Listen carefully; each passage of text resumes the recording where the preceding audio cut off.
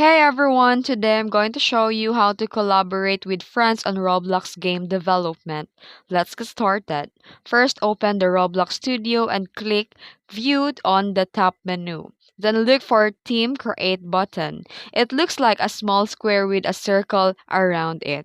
And if it says Enable Team Create, click it and restart your game when prompted. And most games now have this on by default. Next, click the Collaborate button at the top, and here you can find and search for friends or other users that you want to work with. Use a drop down to choose if they can edit the game or just play test it. And once added, your friends can now open Roblox Studio, go to My Games, and click Shared with Me and see your project. They'll able to edit or test depending on the permissions you gave them.